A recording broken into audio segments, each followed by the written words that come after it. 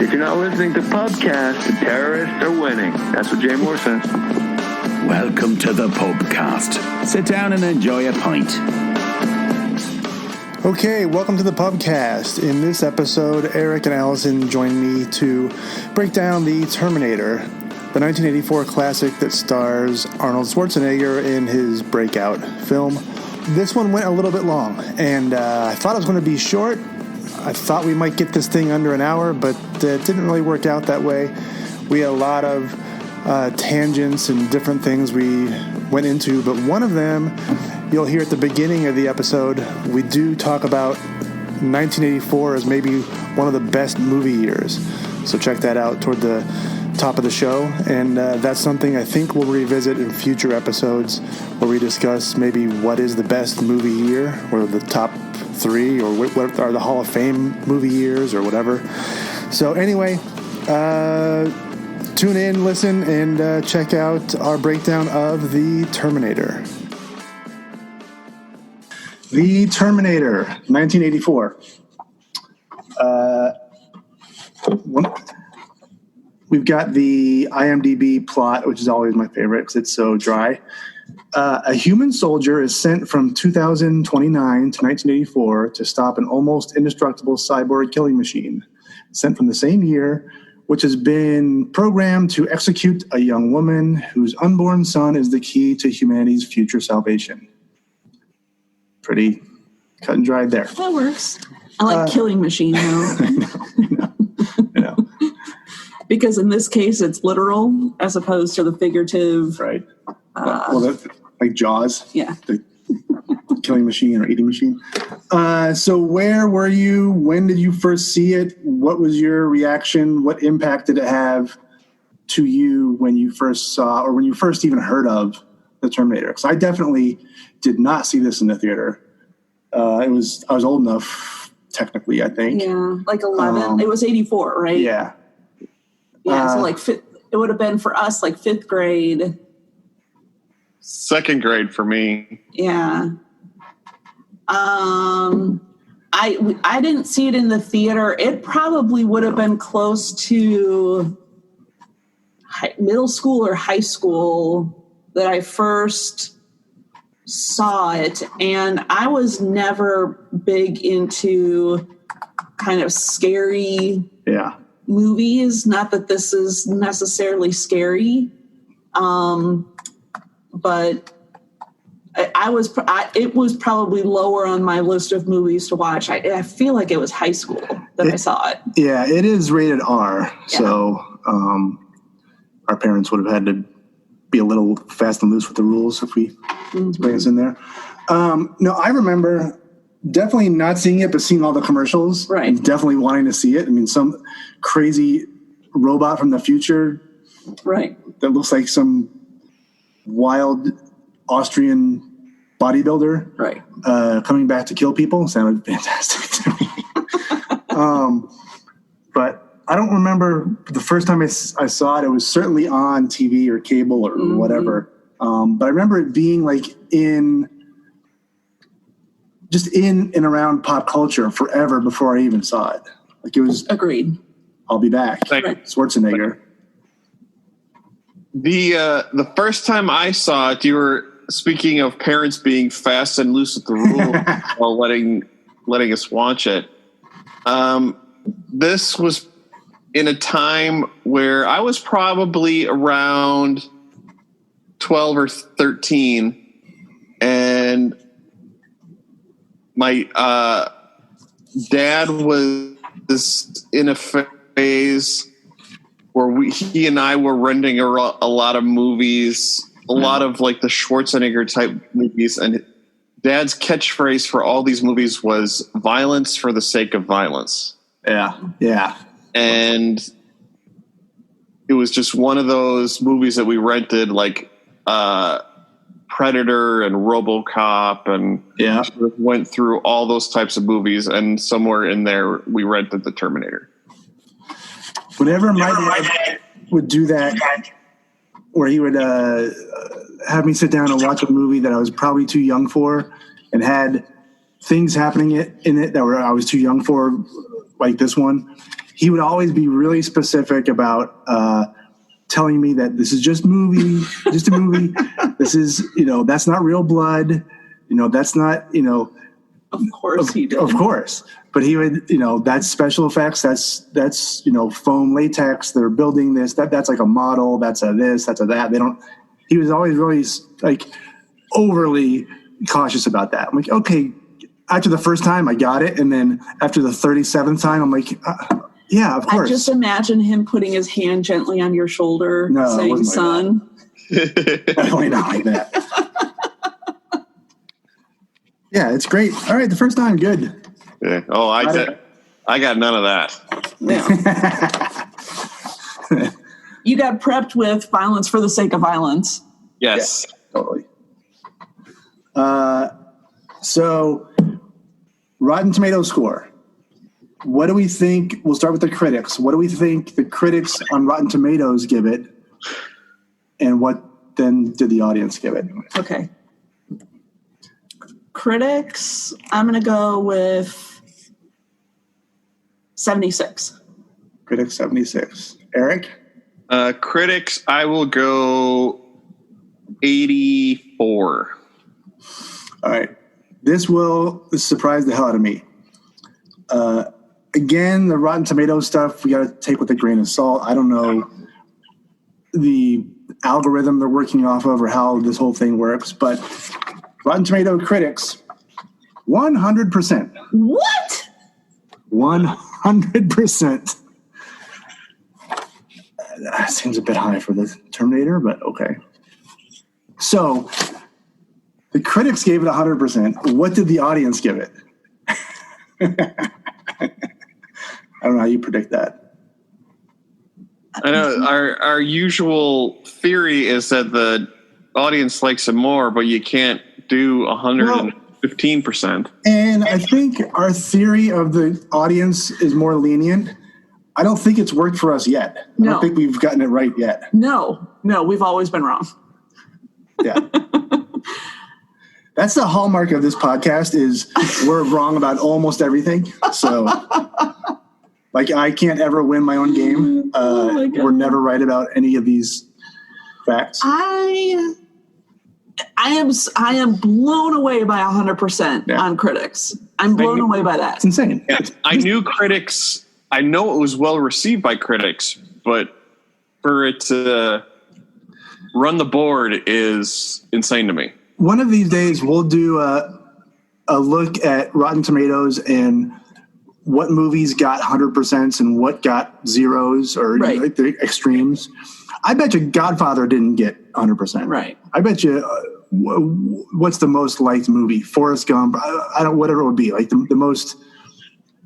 movie that would offend the least people and get the highest scores. 100%. I am Terminator. Absolutely shocked. It's insane. So, all right. What are you saying for audience? I'm going to go 94. I'm going to stick with my 84.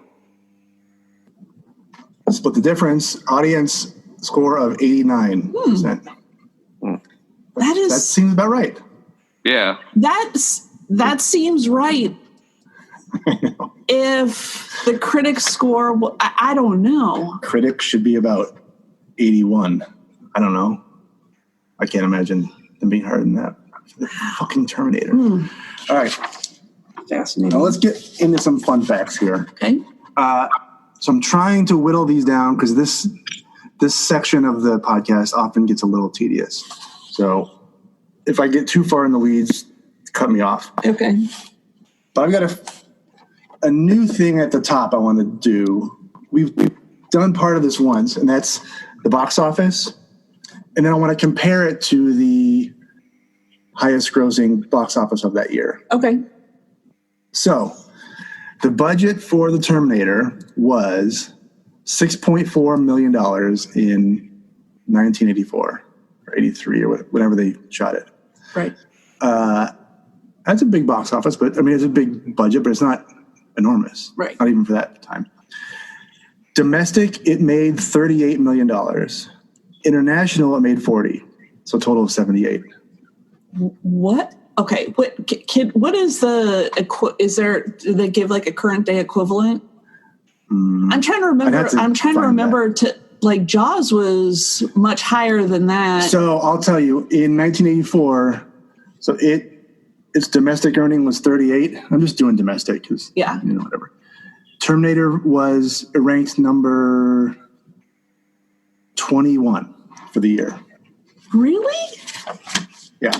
20 movies finished with a higher box office than the Terminator in that year. Well, do you know what the top one was? I do, but let's not blow our load first. I did a quick Google search. $1 in 1984 is equivalent to $2.48 in 2020. Well, 2.5. So 2.5 times. Okay, so 75 million. 38 would be 80 million. 80 plus. Yeah. Rounded off to 100 million. I mean, thereabouts. Off of what would be a $15 million budget. Yeah. Still damn profitable, right? Yeah, very profitable. And yeah, that would probably good audience and critical feedback. That would be enough that they would greenlight a sequel. And well, yeah, and it sets up James Cameron for all sorts of stuff after this. Right. I mean, yeah, it's crazy after this. Okay, so just some of the movies that finished above the Terminator in the box office. I'm going from lowest to highest. Okay. Terminator was 21. I'm going to pick out the ones that are worth mentioning. Okay. Red Dawn, number 19. okay. That made this is I think calendar year because Terminator came out in October, so it only made 34 million in that year, plus an extra 4 next, right? And whatever. Okay. So Red Dawn made 38. The Tom Hanks breakout in Bachelor Party made 38. Bachelor Party is so insane. Breakin', of course, Breakin' made 38. Revenge of the Nerds, the original one, made 41. Nice. The Natural came out in 84, made 40, just under 48. Wow. A little movie called Wilford Brimley. A little movie called Purple Rain. Ooh. Made 68. That finished 12th for the year. That was huge that year. Then the top 11, you're pretty much going down the murderer's row of some of great 80s stuff. Okay. So, number 11, Splash, 69 million. Number 10, Romancing the Stone, 74 million. Number 9, Terms of Endearment, 74 million. Yeah. Number 8, Star Trek 3, The Search for Spock, 76 million. Number 7, I'm surprised this is this low. I thought this is way higher. Number 7, Beverly Hills Cop, 77 million. The original. Number 2 was huge, but I thought number 1 was bigger.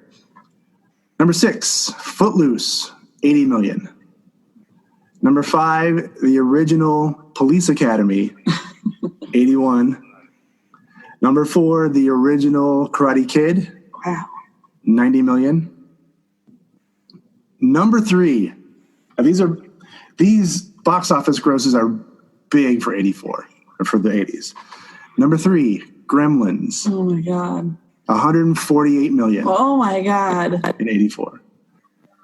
Number 2, I think this is I'm trying to think.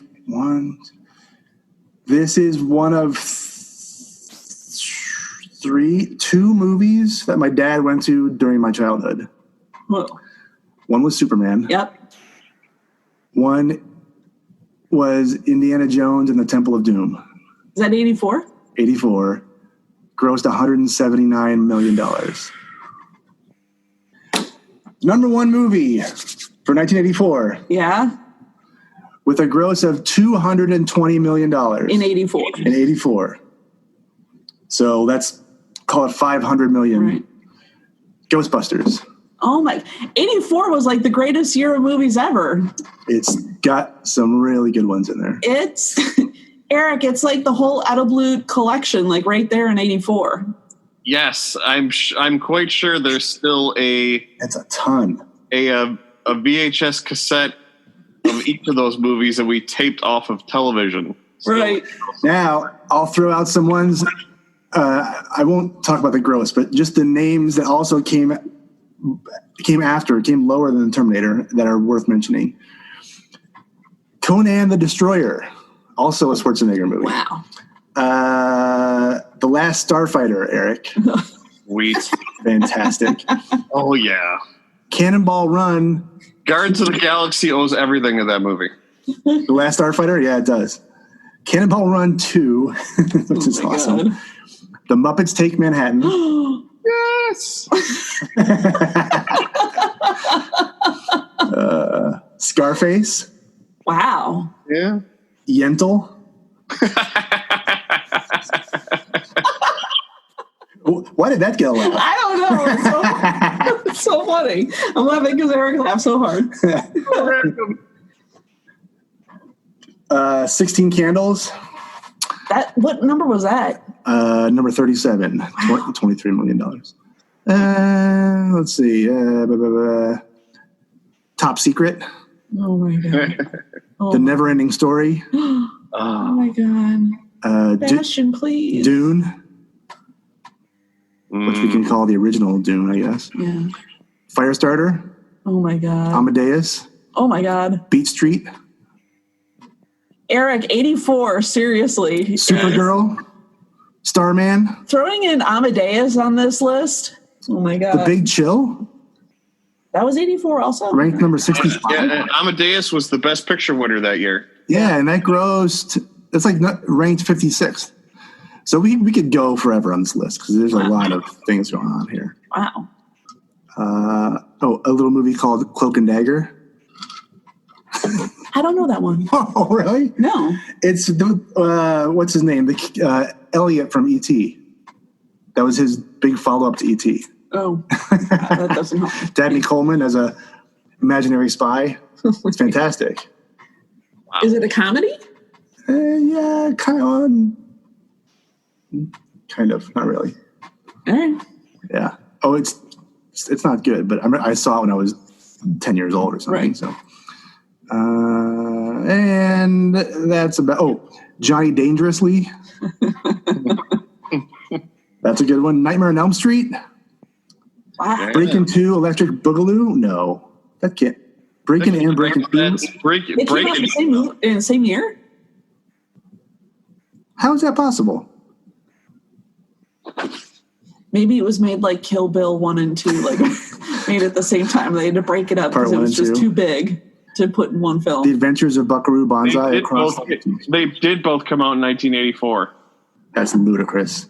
Hang on. They must have known that breakdancing thing was a moneymaker. Not going to long last. Yeah, last long.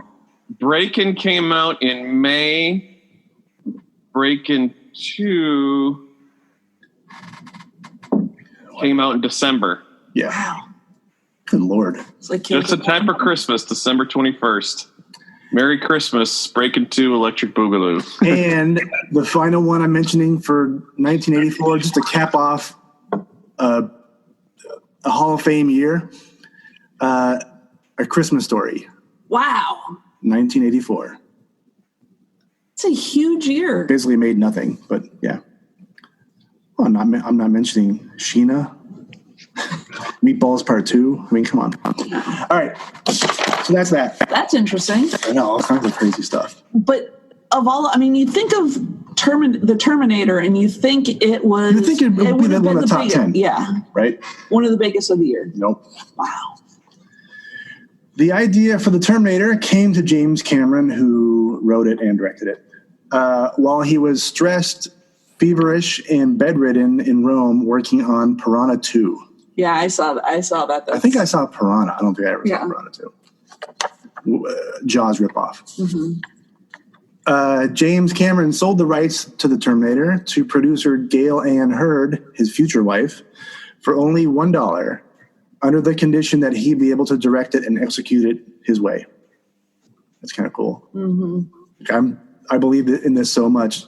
I'll sell it to you for $1, but you get it that cheap because I want to do it my way. That's cool.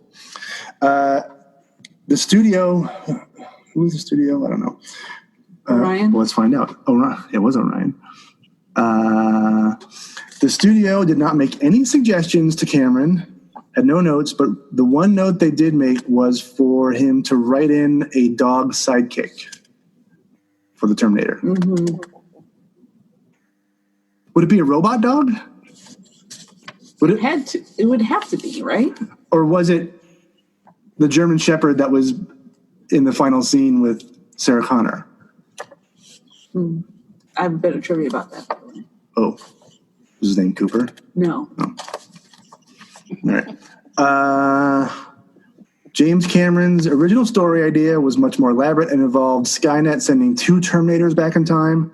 The first one was a cyborg that would be defeated by a human who was also sent back in time. Basically the story that they had. The other Terminator would be sent back was a liquid metal shape-shifting Terminator. And they were trying to do it using claymation for the shadowy depictions of this liquid metal Terminator because it was 1984 and they couldn't do it. Obviously, they couldn't make it work, so they scrapped it, cut the story in half, did the first half in 84, and the second half became T2. Right. I had no idea. I had no idea. I didn't know that. I didn't know that history, but that makes sense. But yeah. To have that idea of both of them and not being able to execute it until later because of the technology. Right. When did Terminator 2 come out? Do you know? 91, I think. Yeah, I was 91, 92. There was really that big of a gap between the 2 movies? Yeah. Wow. 6 years. Yeah. 7 years. I mean, what a difference that time period makes in terms of special effects. Kind of watching it this time.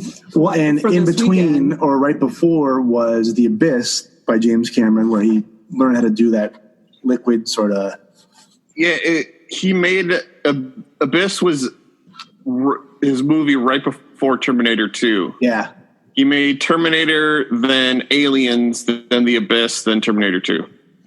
Aliens, right. He also did, I think, Rambo First Blood Part 2. He wrote it. Oh, he wrote it? He didn't direct it? Right, he just wrote it. Can we just call that Second Blood? Yeah. Instead of First Blood Part 2. Come on. Or just Rambo 2. Yeah, right. In James Cameron's original treatment, Sarah Connor had an old figure skating injury that was fixed with a couple of surgical pins, and the Terminator cut open the legs of the first 2 Sarah Connors trying to find this mark. Crazy. Maybe a little too gory or too tedious. Yeah. I don't know. Weird. Filming of the Terminator had to be delayed for 9 months while Schwarzenegger wrapped up filming Conan the Destroyer, which we saw on this list as well. That did not do as well as the Terminator. No. That's not a good movie. But that's when James Cameron, I guess, was writing Aliens and the Rambo sequel. Yeah. That's insane. The voice on the answering machine canceling Sarah Connor's date is the voice of James Cameron. Yep, I saw that. And the two, obviously, I think everyone knows this, they eventually married.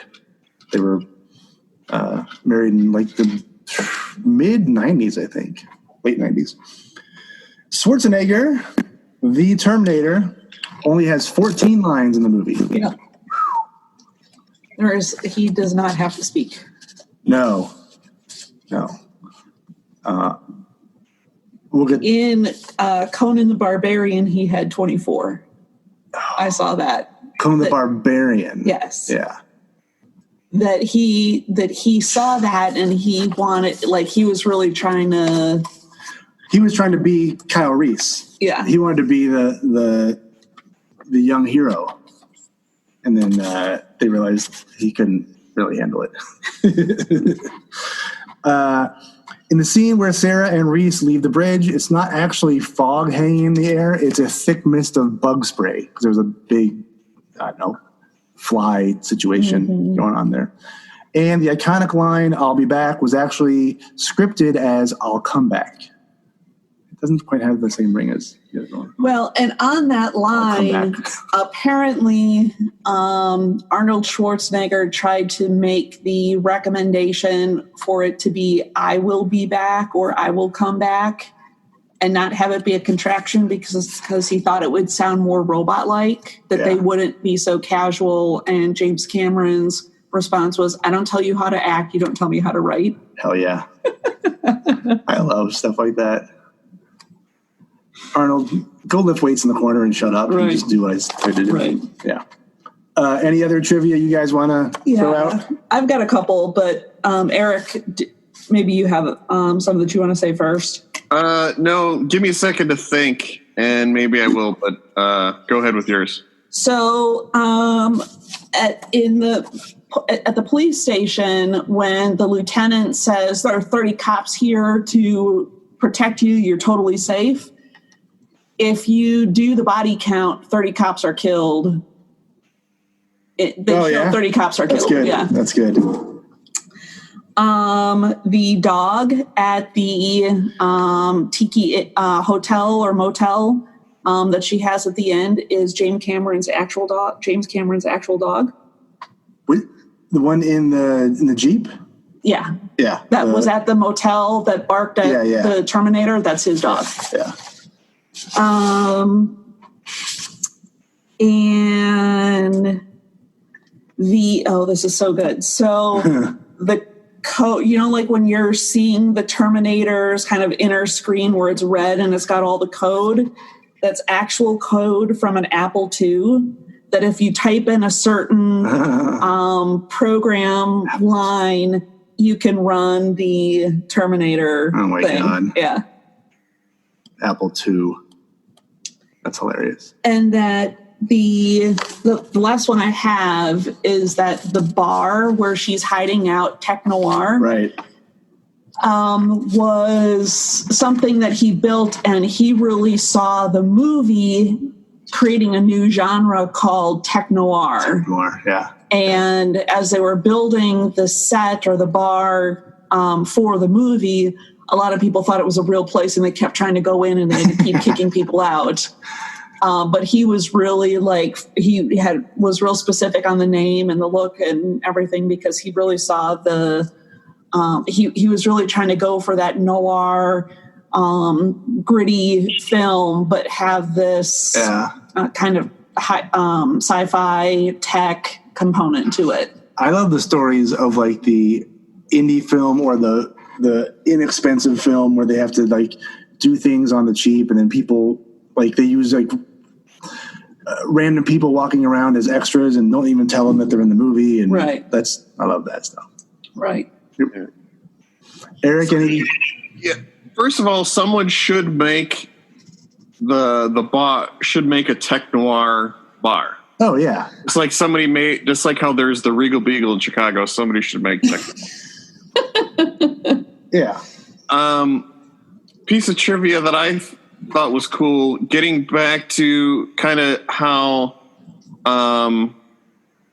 elements of Terminator 2 were sort of already thought of and were intended to be part of this movie, but were shelved later. There was a subplot of the movie, and they actually shot a lot of it. There's deleted scenes that I watched today on the DVD. Are like Sarah already had the idea that she wanted to destroy the Cyberdyne company to stop Skynet from ever being built. She was trying to go on the offensive and be proactive, and it was Kyle saying, no, it's not a mission. I'm just supposed to maintain the future and not change it. Yeah. And after the whole the climax at the end of the movie, they show like a guy from the Cyberdyne company finding the processor and like, hey, we should give this to R&D and let them look at it. And then they show the outside of the building and they show that they were inside Cyberdyne's. Oh, that's awesome. Yeah. Yeah, well, I mean, I'm glad they got rid of that because we needed a place for Miles Dyson in the next movie. I mean, he was a key little component in one of my favorites from T2. Yeah, it was a good thing that they left that out because that would be a very big part of the sequel. Yeah. So, all right, let's move into casting news. I didn't have a lot in here. I didn't want to get too far in the weeds. There's a couple things in the flashback with Kyle Reese getting, showing, they show him living underground and getting back from a mission and then being, them all being attacked by a Terminator. That Terminator in the future killing everybody with a futuristic Gatling gun was Franco Columbo, the two-time Mr. Olympia, who was one of Schwarzenegger's best friends. Oh, yeah, I saw that. Yeah. Yeah. That guy's awesome, by the way. I almost wanted, Columbo's awesome. I half expected it to be like Lou Ferrigno or something like that. Yeah. Like as a other kind of... At that time, they weren't friends that much. Right. I know. Yeah, I vaguely remember Franco Columbo. He and Arnold were real close friends in that Pumping Iron documentary. Yeah, they were then, and I think they still are today, to be honest. Yeah, like Columbo was, because there was different weight classes for he's a little competition, and he was Arnold was the heavyweight, and Franco Columbo was the lightweight. So they were both the champions in their own group. So they sort of had that in common and were good friends. Yeah, they used to always rip on Ferrigno and bust his balls. Yeah. Louis and his dad doing reps in their basement. Obviously, I think this is common knowledge. The main punk with the blue hair is Bill Paxton in a little cameo. That's ridiculous. Yep. The old man killed by a Terminator, a Predator, and an alien.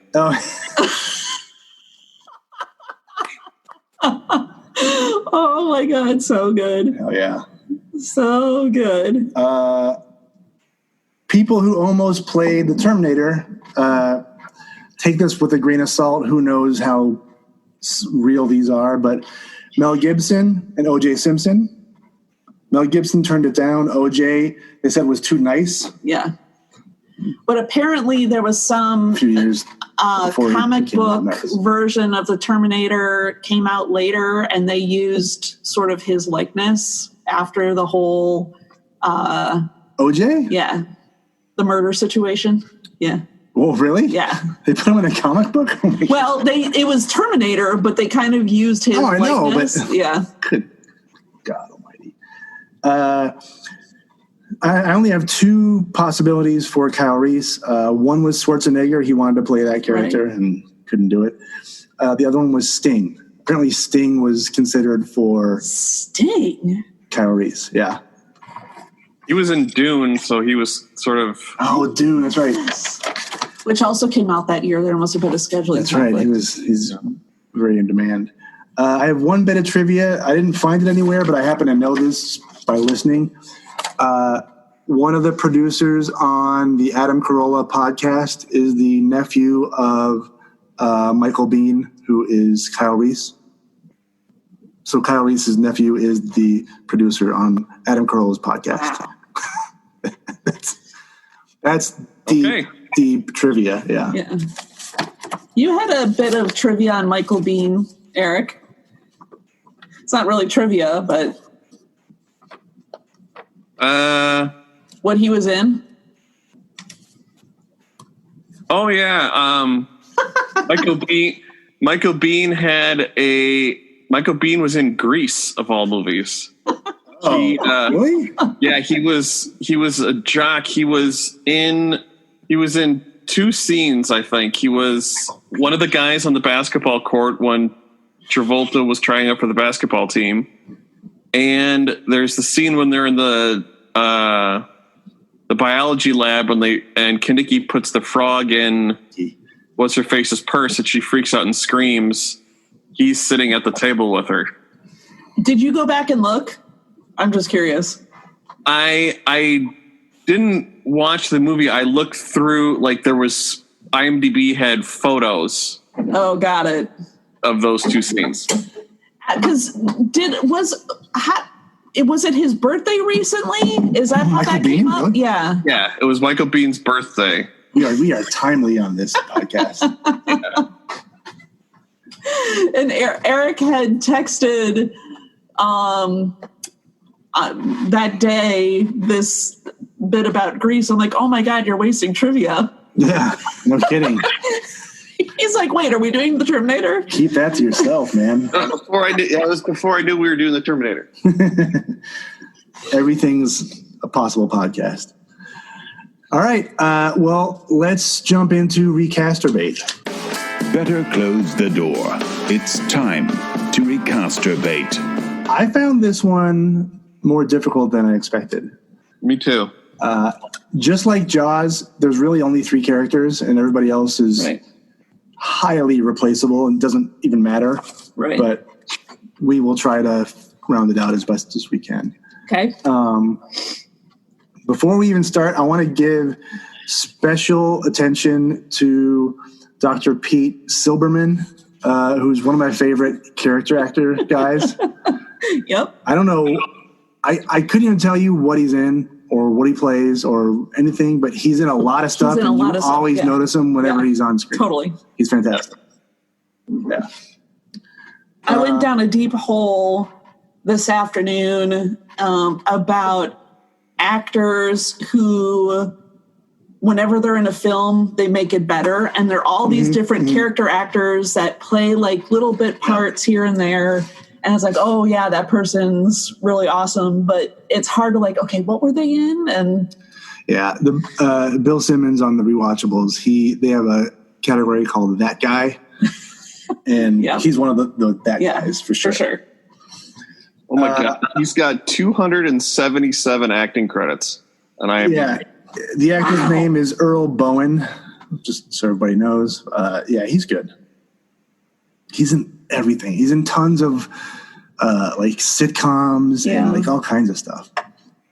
All right, should we start with the Terminator? Sure. Should we start with the big guy? I'm going to go first and just get out of the way. Okay. I came up with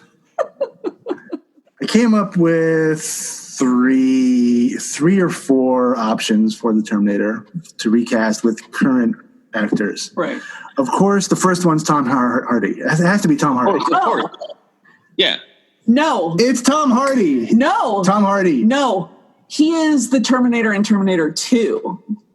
What? He's like He's the liquid metal guy? Yes. No way. Yes. He's too grungy. Yeah. No, I also had Tom Hardy too, but once again, it's like Wheel of Fortune rules. We know that's what you're going to pick. I know. Yeah. So I wrote it down. We gotta pick But I something had it as Terminator 2 on mine. But that's a different movie. We're not I know, reviewing that one. but because we'd always have to cast him. Okay, so I'm just throwing away Tom Hardy. Okay. So my other one. Go ahead. Well, I was just going to say, like, Tom Hardy, it's this of everybody, the person in the world who doesn't give a fuck, the original is the Terminator. Doesn't give a fuck about anything. So the Terminator it's almost, it's like semi-autobiographical for Tom Hardy. It does. He certainly works. My problem was he's like 5'9". I know, but that's okay. We change it up. I totally saw. But the scene with Bill Paxton, I'm like, he's the guy I want him to like punch him in the face and rip his heart out. Like that, absolutely. Yeah. Well, Bane, he was Bane, and he just crushed that guy's throat without even. Bane's a colossus in the comics or the whatever, and in the movie, he's 5'9". Fair enough. Okay, so I'm going to go with my. I have a lot to say about the Terminator here, but I don't want to ruin your guys' things, like what you're going to say. So I'm going to limit my comments, and I may add them afterwards. Okay. So I had a real hard time with this because there are 2 or 3 clearly obvious choices for this that are so obvious I didn't want to go with them. Okay. There's probably 4 obvious choices. Okay. I can go with them. But so I went with, I think my number 1, although it's a little off type, I'm going to go with Michael Shannon as my Terminator. I know. Okay. There was a lot of preamble leading up to your. Michael Shannon's a good one. I can't say what I want to. I'll say it later. Okay. I'm trying not to step on it. I did throw in one obvious one, like Jason Momoa. Yeah, I had him on my list. Yeah. Sure, he works. A lot about him. Here's the one that I really want to see, though, okay. And it definitely doesn't fit at all. But if you pick mine, I'm going to be so sad. It's a brand new movie, and with this person, you have to recast everyone. Okay. Tilda Swinton. Oh. I want her as like a super serious, no nonsense, efficient killing machine.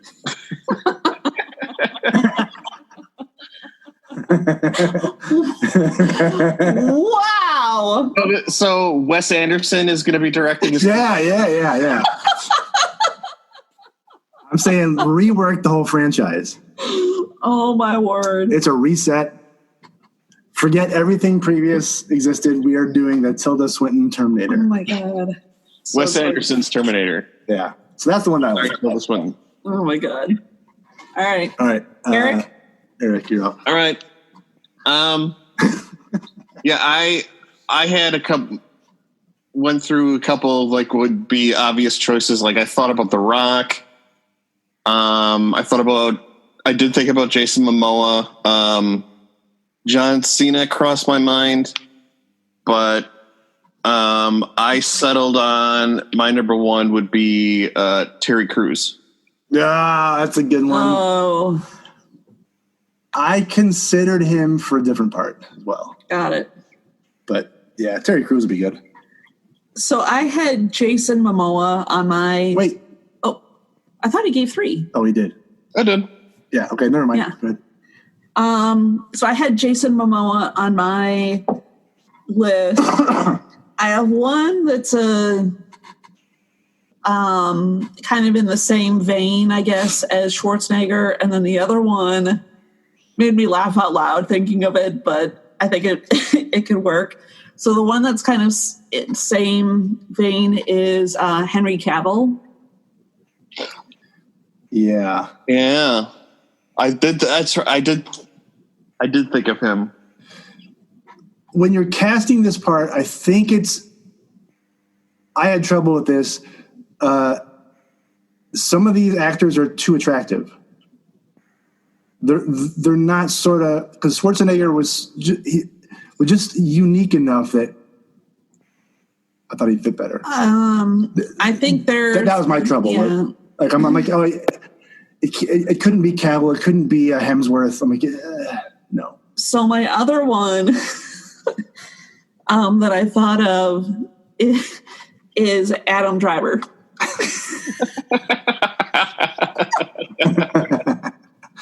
That's fantastic.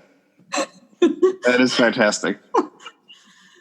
He's tall. He can play like the determined, silent guy. He's robotic. He's definitely robotic. Like I feel like it could work.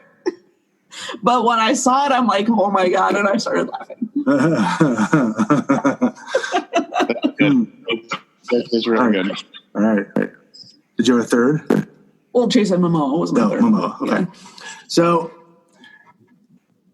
coming back to mine, I purposely didn't say The Rock and John Cena because they're too obvious. Right. And The Rock has too much charisma. Like he's too much. It doesn't work. Yeah, well, and I feel like John Cena has almost done too many comedies to be taken seriously in that role. Yeah. You can't just get big bodybuilder to play this role. I think you can, but that's the Momoa deal, right?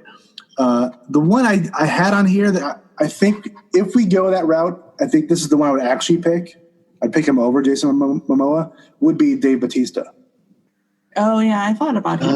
Yeah. I think he would actually, if we're doing the Schwarzenegger type, that's the one I would want to cast. But again, it's too obvious. I think it's too, I like Tilda Swinton better.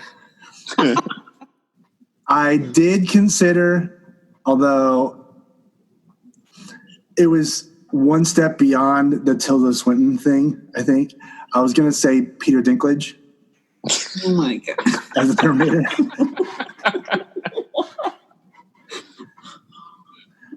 See, what? Now I'm making a different movie. Pendulum's I don't know. pretty far in the opposite direction on that one. I know. Oh, my God. Now I'm just looking for things to mess this movie up with, I think. So, all right. You're trying to be too creative on this. I'm getting a little too crazy. Let's go to Kyle Reese before Sarah Connor. Okay. This one I came up with very quickly. Yeah, I did too. Of all of them, that was This is one I struggled with the most. I had one off the bat, and then the other two came pretty easily too. My number one, I think, is, although the size thing is going to be it's a different movie, is Armie Hammer. He's on my list. Damn. Yep. I think he's my Kyle Reese. He's good. Then my second place is Lakeith Stanfield, the thin black guy from Get Out. Oh yeah, mm-hmm. Not the main character, but he plays the older guy. Yeah. I think he can maybe do it. And then I threw down. This is almost like a throwaway. Nicholas Hoult as my third place for Kyle Reese. I had him kind of floating around in the periphery, but I went with somebody else. Yeah, I'm behind Armie Hammer for that one. Okay. Eric? So this is the one I struggled with the most because my Sarah Connor came pretty quick, but then I was trying to find a Kyle Reese that went along with her because I was trying to find somebody who was much younger. A lot of the names that I'm thinking of are older because like Sarah Connor's supposed to be like 18, 19 years old. I'm running trying to cast like somebody in their 30s or 40s to every be time. Kyle Reese. It didn't. So I was trying to find somebody younger, and at one point I did. I considered Henry Cavill at one point for Kyle. I did thought about him for the Terminator 2, but I did consider him for Kyle. I thought about Michael B. Jordan, but he was a little too old, I thought. All these actors are like all the actors in the Terminator, they're all like 27, 28. Mm-hmm. Michael B. Jordan was my number one that I picked. Yeah.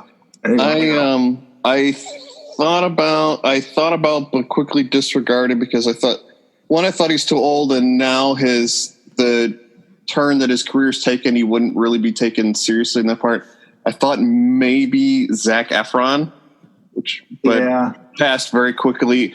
My number one that I settled on was Liam Hemsworth. Yeah, that works. Liam Hemsworth. What's happened to that guy in the last few years? He's kind of gone away. Or is he doing stuff I'm just not aware of? He's in Miley's Whirlwind. Yeah. That works. All right, Al. So for me, Michael B. Jordan was like, he instantly came to mind for me for Kyle Reese. That's an easy one. I mean, it works. And for him, I didn't feel like for that character, didn't have to be the 18, 19-year-old actor. Like he could be old. Like he could be older. So Michael Biehn was like 27 or 8 or whatever. So So he was my number one. I also had Armie Hammer, and then I also had Ryan Gosling, and he's like almost like a. He's our default for a lot of these things, I think, right? Yeah, well, and he's consistent with the look of Michael Biehn. Yeah. So that's what. It's too obvious, and he might be a little bit too old, but yeah. I think the other two are my my top picks. All right, Sarah Connor, I had trouble with, and this is where I run into the age factor. Like the person I thought of the first, and I would want to play this, but she's too old, just based on the character is 18 or 20, or I mean, right. 18, but I don't think she plays 18 on screen. I would have said Rachel McAdams. It would be my Sarah Connor. But interesting. I think she's I don't think today she can't do it. 10 years ago she could have done it. Yeah. But so that's a good one. The side.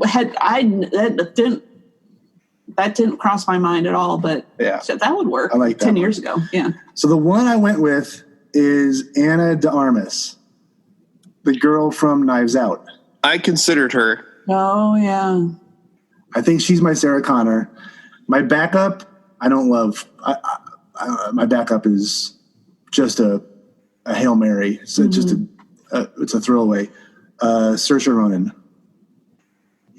Oh, yeah. I don't know. I got nothing. When trying to find actors or actresses in a certain age range when it's under 30, I struggle with all that. Yeah. I'm too old. I and my casting abilities skew older always. Right. Okay. Eric, you're up, man. Okay. Sarah Connor, this was the only one that of the big three that I allowed Terminator 2 to play a factor. Because I was thinking about, because her character in Terminator 2 changes her personality changes so much. It's the only one I thought, okay, she's got to be able to potentially play. Yeah. So you considered the character evolution over the next movie as well. Oh my God. Yeah. So. Well, he's thinking of James Cameron, who had already basically had the second one in his mind. I got it. Yeah. So, and actually, I ended up really with there was only one name that I ever seriously did consider. I did consider Saoirse Ronan at one point, but I didn't. No. I sort of disregarded it pretty quickly. I don't think she works. The name that I came up with actually was a co-star of hers in another movie where I feel like she sort of had more of like the, not naive, but kinder, gentler Sarah Connor. But then there's another movie coming out later where I see her that she could potentially be the future Sarah Connor is Florence Pugh. I don't know. She was in Little Women and Midsommar. Yeah. She is, but she's also going to be. I know exactly who you're talking about. Yeah. She's in Black Widow as Scarlett Johansson. Oh yeah. Right. Yeah, that's good. So one of the things I think we're running into also with this is that there are so many sequels to the Terminator, and there's so many recent sequels to the Terminator that they've recast Sarah Connor at least once or twice. When who's the girl from Woman from? She's so small, and to me it looks like she's younger than she is. From Game of Thrones, who was Emilia Clarke. Emilia Clarke. Like, I would cast her as Sarah Connor, but that already exists, so I can't choose that. So the good news is I've not seen a Terminator after Terminator 2. So like I don't even know. I don't like Judgment Day, or is that also Terminator 2? Yeah. Yeah.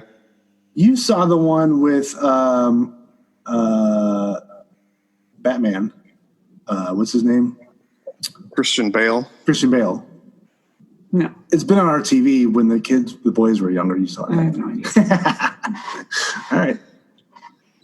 All right. Did you have any other Sarah Connors, Eric? No, I don't have any other Sarah Connors. Okay. So I had 3. The one that immediately came to mind, and Tom Hardy. I'm going to go with the premise. If I'm remaking this movie, Sarah Connors doesn't have to be 18. Maybe she's 24. Yeah. Is Brie Larson. Yeah. Again, because I was thinking about, definitely, Eric, like you, thinking about the evolution. So going from kind of a, I don't want to say helpless, but just kind of a afraid, naive person to somebody that can be strong. I love her in the T2 role for sure. Yeah. So Brie Larson was one. Zoe Kravitz was another. That's good. And then the third one, she's a real young actress, has been in a few things. Her name is Amanda Stenberg. She's the main character in The Hate You Give. Yeah, I don't know that.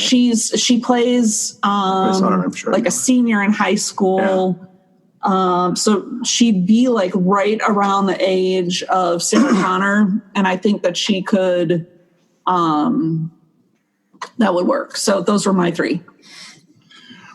All right, let's run through these. Actually, there is one other bit of casting that I did do because we've talked about it before.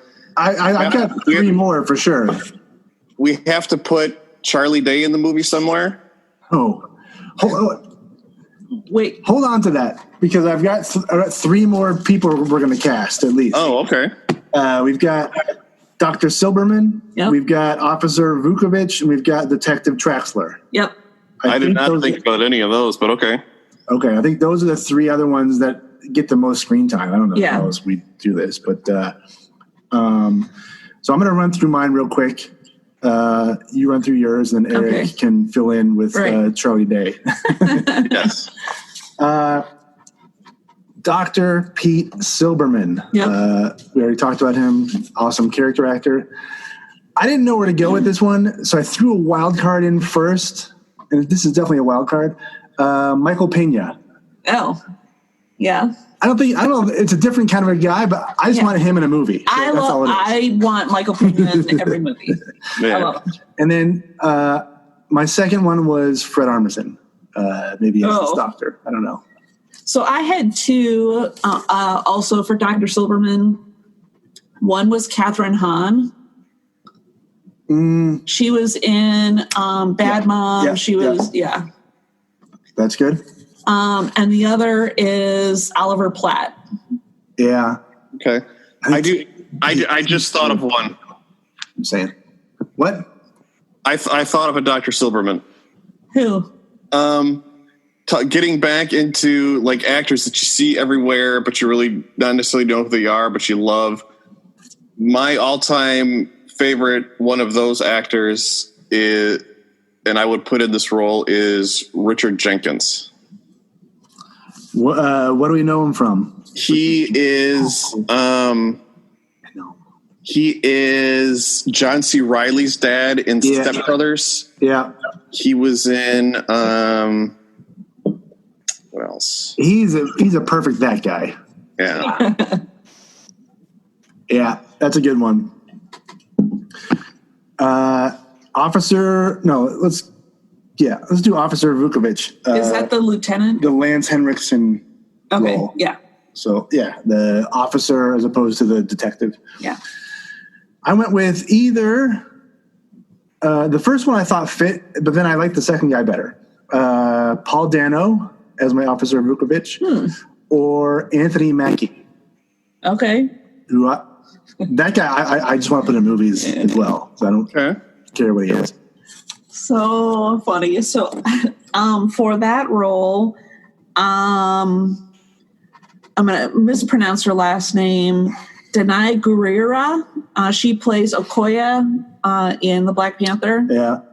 Okay. She was from Walking Dead, right? Yep. And then the other is Scoot McNairy.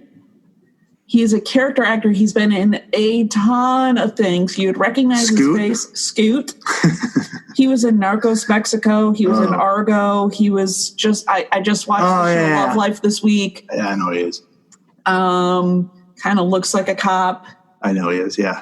Yeah. He's like every white guy. Yeah. Yeah. He's good. Detective Traxler. My initial thought, although I now have him, I think, in third place, but my initial thought was Kenan Thompson Oh my God. as Detective Traxler. That was my Wow. my head. Wow. Put him in there. Whoa. I don't know if he works or not, but I like that one. Then I went Jeffrey Wright to get a little more serious. Right. And then somewhere in between, I went Bill Hader. Honestly, Detective Traxler, Officer Vukovich, and probably Dr. Silberman could all be anybody. Right. Really. They're all throwaways, but Right. fine. But all of them are recognizable character actors. After this movie. Right. Yeah. Did you have a Traxler? So I did. So this one, Eric, sorry, this might be yours, but it was my Charlie Day pick. It is. That is not my Charlie Day. You're never going to guess in a million years who my Charlie Day is. Okay. But I also had Dave Franco in this role. What about him too? And then Dave Franco. Dave Franco. Okay. As the detective. Yeah. Okay. And then on a slightly more serious note was Joseph Gordon-Levitt. I thought of him too.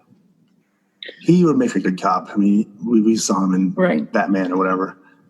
He can play a cop. I would see him more of the Vukovich trailer That's what I thought too. He was character really than young. Traxler, though. Yeah. Where does Charlie Day fit in this film? Oh my God.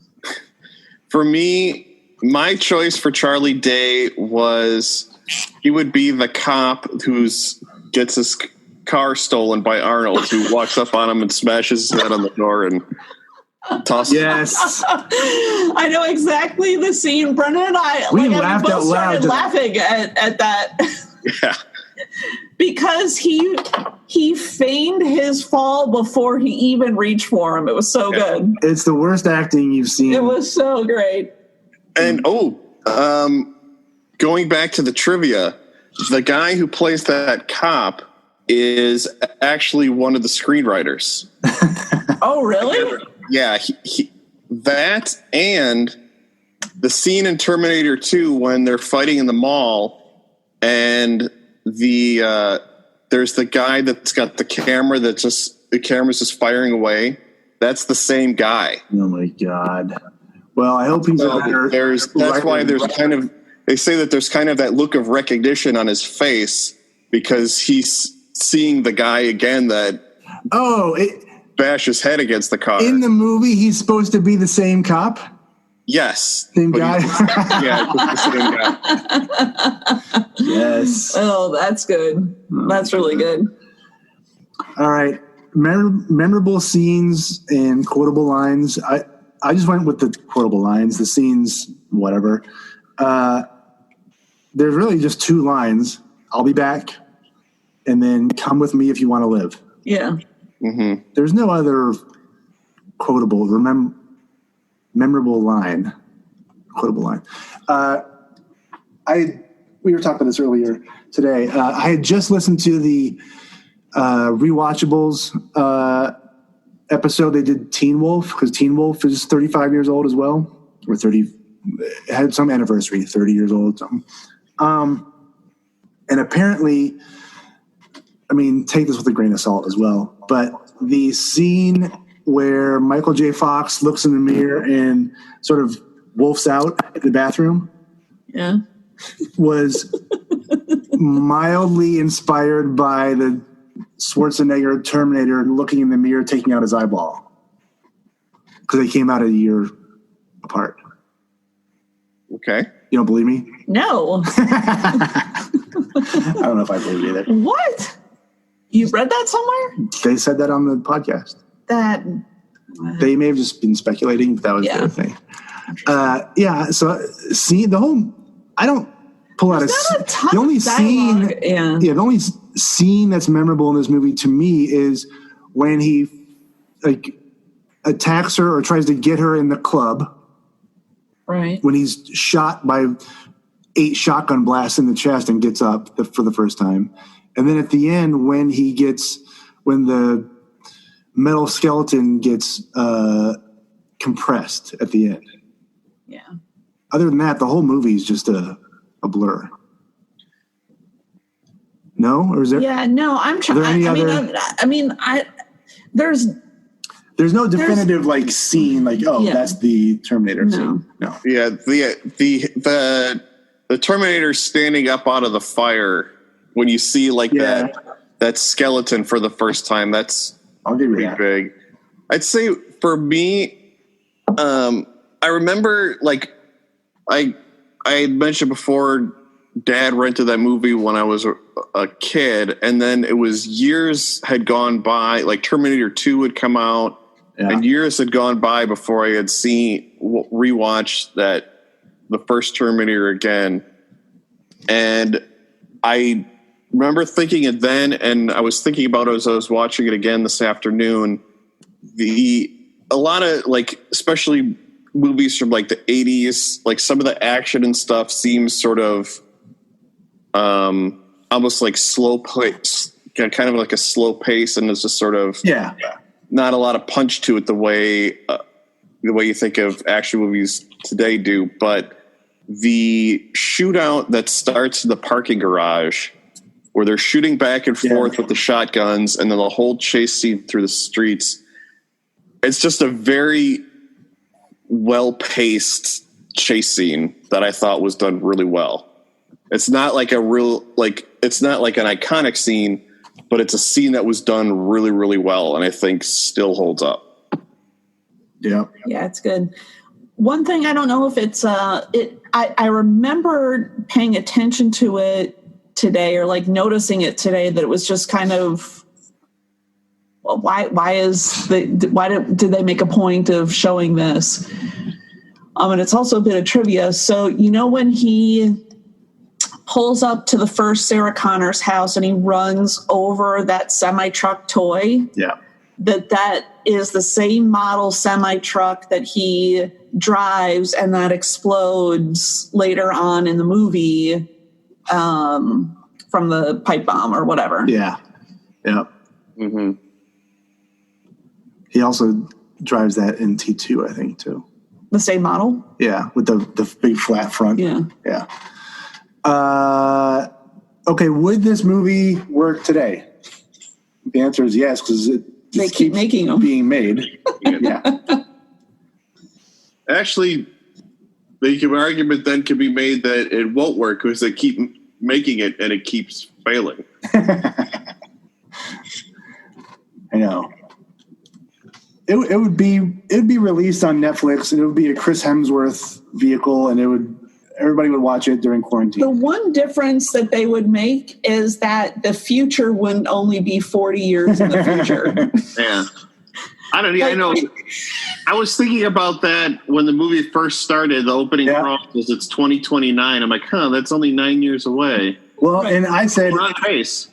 Because it's showing tanks rolling over skulls and flying death ships. I'm like, oh, that's what's going to happen when Trump gets elected in a couple months. Yeah, I know. That's kind of what I meant. Yeah, we're right. We're right on pace. We'll be there. The end times. Yeah.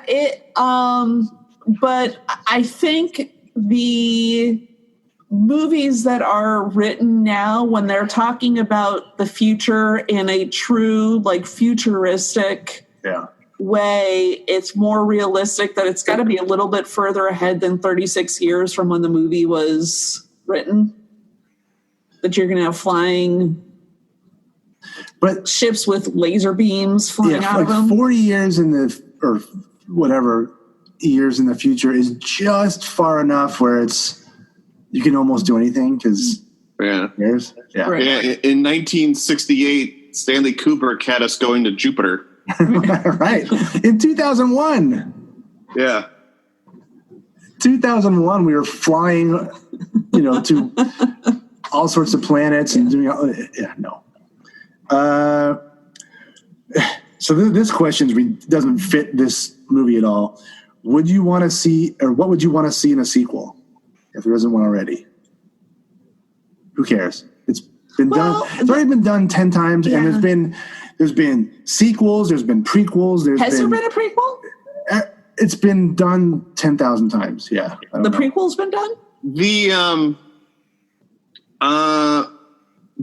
one that had Emilia Clarke in it, it wasn't really a prequel, but they sort of went back to 1984 and sort of messed with that timeline a little bit. Rather than dealing with the future, they sort of changed things around in 1984. It basically redid part of this movie, yeah. And then the one with Christian Bale, they went back to, or I guess it was the future, but they went back to the future. They went into John Connor's story, so yeah, it was the future. Was there a prequel? No, I guess not. But whatever. They've milked this thing as far as they can go. I mean, just stop for a while. All right, let's get into the how much are they worth game. And now, let's play the How Much Are They Worth game. We do 5 people. The 5 we are going to do are James Cameron, Arnold Schwarzenegger, Michael Biehn, Linda Hamilton, and just because we need a 5th, and it's got to be somebody we know, Bill Paxton. He's the 5th guy. Rest in peace. So, first up is Bill Paxton. Oh, God. What is Bill Paxton? At the time of his death? Well, I don't know. Whatever this website says, okay. I don't know how they are going to calculate it. All right. Is he in here? Yes. Okay, Bill Paxton. I'm going to get a number for him. Been in a lot of stuff. Been in some really big movies. Was he paid well for those, though? All right, I've got a number. I'm going to try to go with my gut this time and not hem and haw. I have not fared too well in the last couple games. And a couple of times my gut was correct. All right. Eric, do you have a number? 15 million. 15. I said 21. Oh, my God. I've made a huge mistake. What's your number? I've got 50. He's got Twister money. He's got Titanic. He's in Titanic. I mean, he was such a big part. I don't know. And True Lies, too, is sort of a big part. True Lies, I know. All right. Chip from Weird Science. Bill Paxton was an American actor, producer, apparently, and film director, I guess, who had a net worth of $40 million. Woo!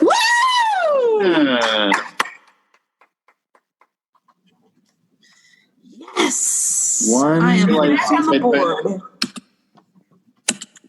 Eric and I don't think much of Bill Paxton, apparently. I didn't realize he was a producer as well. Yeah, it's hard to tell. Linda Hamilton. How much did she get in the divorce? I know. That's a huge part of what her deal is.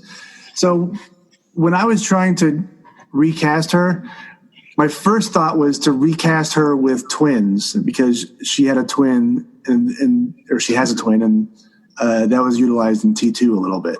You're right. But I didn't. So what else has she been in? God. Other than the Terminator movies? The show Beauty and the Beast? Was that her? Yeah. That was a big fucking deal, and whenever that came out. What was that? Beauty and the Beast, the TV show. Oh, that's right. Remember that? Dad loved that show. I know. That was everywhere for 18 months. Yeah. But she must have gotten a ton out of that divorce. I mean, you can get as crazy with this number as you want. Because she divorced him like on the heels of True Lies, I think. All right. I've got a number. On the heels of True Lies, or was it on the heels of Titanic? Oh, it was on the heels of Titanic. That's what I'm getting. Because the actress that played Rose's granddaughter is the woman that he dumped Linda Hamilton. So yeah, it was on the James Cameron. Yeah, he's married to that actress now. I have a number. I don't feel good about it, but I have a number. I have a number. I do too. Do you have a number? Yeah. Al, what's your number? I got 80 million. I've got 100. Well, I said 65. Linda Hamilton.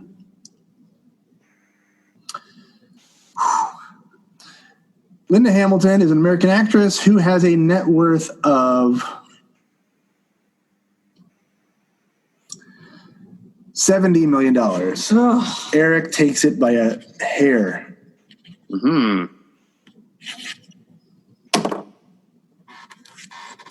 She's most widely recognized for her role as Sarah Connor. Blah, blah, blah, blah, blah. She portrayed the role of Badger in a staging of The Wind in the Willows when she was 10. All right, who cares? Wow. Great. Michael Biehn, whatever his name is. Oh, quick throwback to the trivia I forgot about with Michael Biehn. It was a ongoing thing of Michael Biehn in James Cameron movies about him getting bitten on the hand. He gets bitten in Terminator, Aliens, and The Abyss. Someone bites him on the hand. And at one point, James Cameron was going to direct a Spider-Man movie, and Michael Biehn was going to be a Spider-Man, and the joke was, oh my god, like Spider-Man getting bit on the hand by a spider, turning him into Spider-Man. He kept getting bit on the hand in James Cameron's movies. oh my God. Lord. For him being hinting towards him being Spider-Man. Some of these directors have to really relax. He's been in a lot of stuff. He has been in a lot of stuff. Yeah. All right. Johnny Ringo. I've got a number. I think I got a number too. You got a number. Eric, you have a number? I have a number. All right. I will go first with my number of 39 million. Okay. Eric? 30. You? I had 35. 35. Michael Aloysius Biehn. That's not his middle name. I just said that. All right. See, things like this make me mad. Michael Biehn is an American actor and director who has a net worth of $8 million. Really? Oh. That's way low. Yeah. Has he been divorced? I'm not saying he's a. We all may have overshot a little bit, but 8. Eric Is he is he supporting a couple of Nigerian princes somewhere or something? What I happened? mean, he was in He should at least be double that. The Terminator, Aliens, The Abyss, Tombstone, Terminator 2, Tombstone. Terminator 2, The Rock. Oh, The Rock.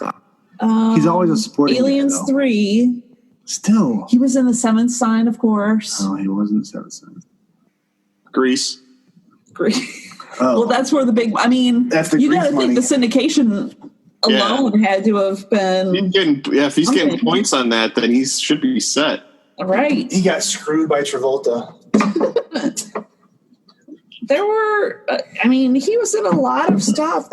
I'm sad for him. I think that's a fake number. I'm sad for him. That's fake news. All right. Now we get to the two behemoths. Arnold Schwarzenegger. He's been divorced twice. Who? Biehn? Yes. Once in 87 and once in 2014. That's not going to help. All right. Arnold Schwarzenegger. What do you think Arnie's net worth is? Oh, my Lord. Some big-ass movies. I don't know if he's done anything behind the camera or gotten credits behind the camera for. He's got that governor's money. Well, yeah, governor.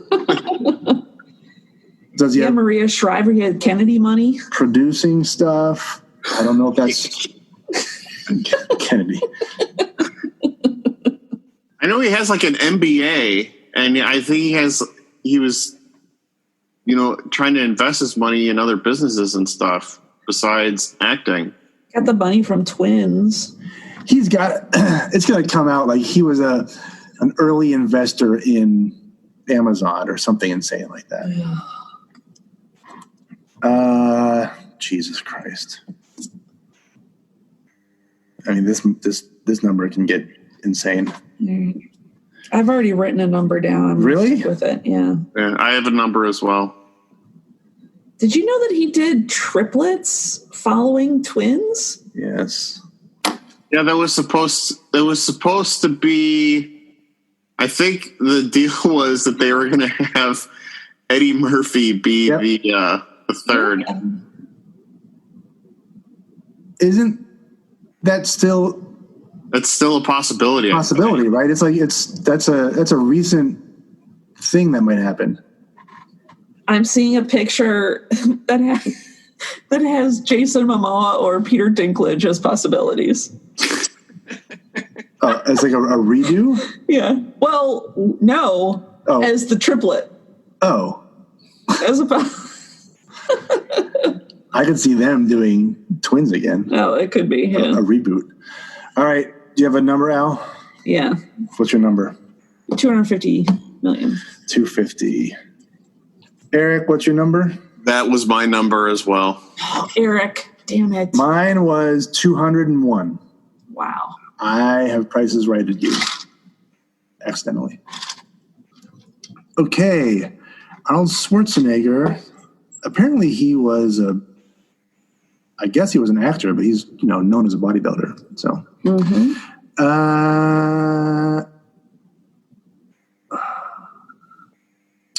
okay, that's a number. There's all this text way before, like a lot more before his number is given. Is it before or after he bought his mini horses and goats that he brings into his kitchen? I love it. Arnold Schwarzenegger is an Austrian-American bodybuilder, model, actor, businessman, and politician. He's one of the most famous actors in the world, and at times has been the highest paid person in the entertainment world. As of 2020, Schwarzenegger has a net worth of $400 million. Oh my God. I thought about going that high. So you guys tie. Yeah. I almost said. Am I going to get skunked again? I almost said 300. But 400, that's a big number. My first thought was 500. And then I'm like, no, my first thought was 350, and I thought that was too high, and I talked myself down to 250. I was thinking so much of his money was 80s money. Yeah. But I'm sure he had points on some of this stuff. I'm sure he had, licensing or, DVD money or syndication, whatever.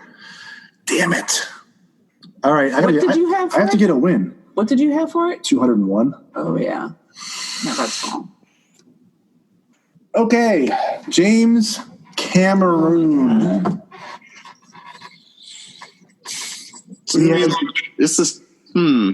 He has all of the biggest movies ever. Yeah. But I don't think he got... I think he gave away everything on Titanic, like trying to get the movie made. It was such a disaster getting it made that, like, in order to keep the production going, I think, like, he gave away, like, his points and his salary. Like, he essentially didn't make he personally didn't make anything from it. Got something from that. But he's also got True Lies and he's got Avatar. He's got Avatar.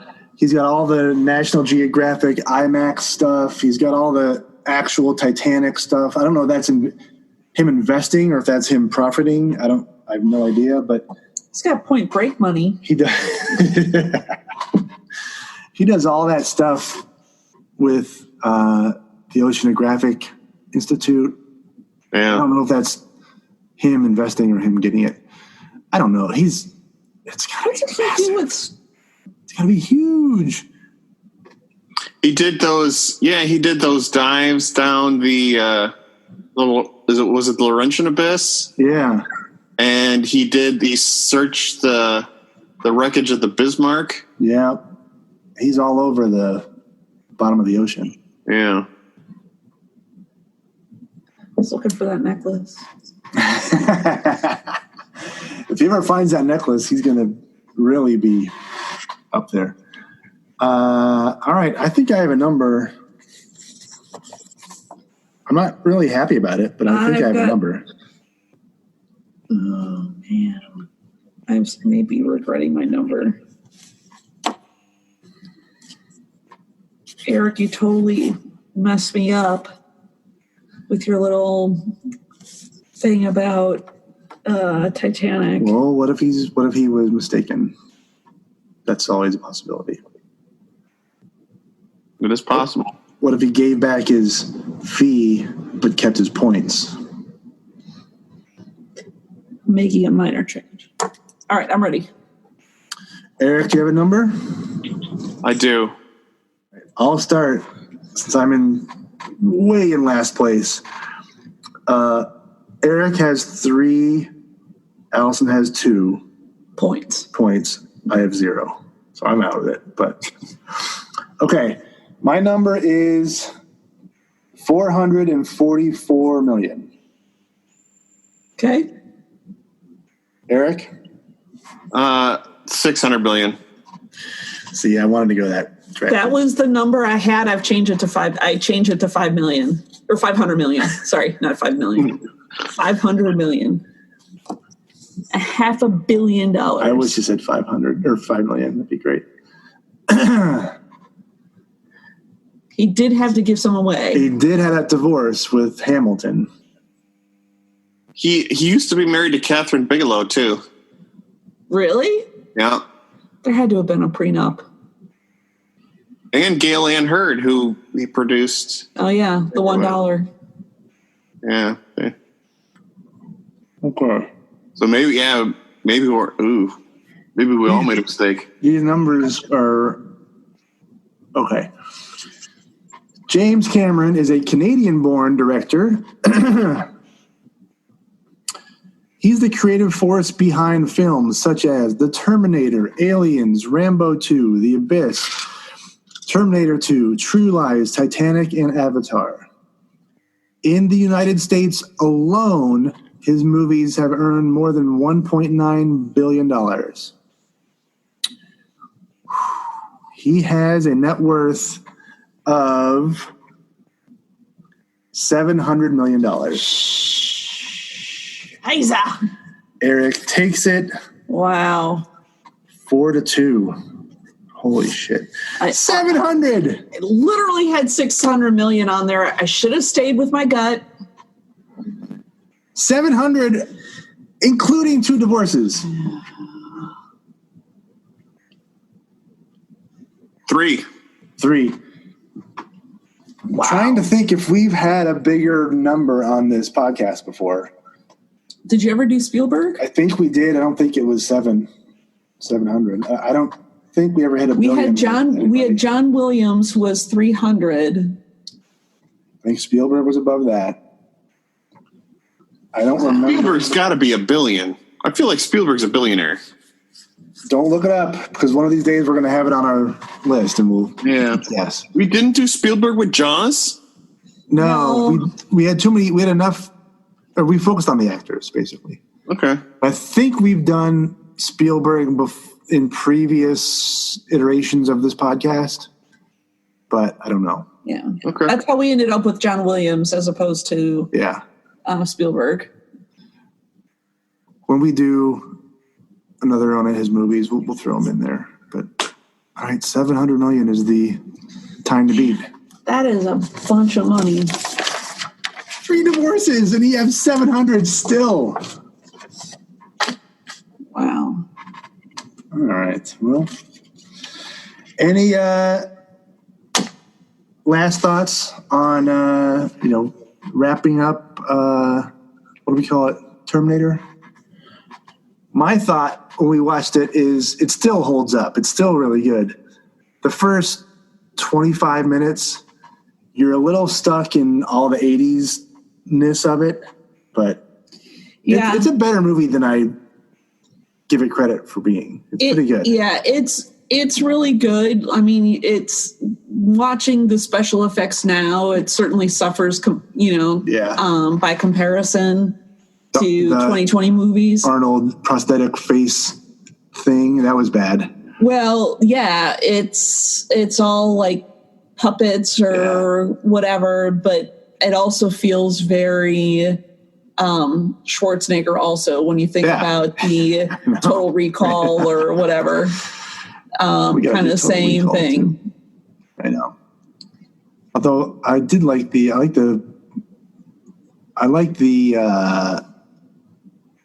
when he doesn't have his skin on and he's just the metal skeleton. Yeah. That's pretty good. I did wonder how that metal was able to pull itself on the other metal when it was going through the compressor thing. I definitely thought about that. Friction, but I decided not to question it too much. Let's not go too far. Eric, any final thoughts? No, I'll just echo what you said. I think it still holds up very well. Yeah. It's solid. All right, well, let's wrap it up. Let's call it a day until we do the next one, which we do not know what it's going to be yet. This is our first action movie. Yep. So I think we'll probably reset with likely a comedy next time. Wow. All right. We'll see. We've got some good ones in the hopper. There's a few on the list that we need to do soon. Pretty soon, there's going to be a couple that we do that are really just for me. So the audience, I won't care about them, but I want to do them. So we'll see. All right, Eric. That's it. Wrap it up. And we'll talk soon. All right. Bye. Bye. Bye.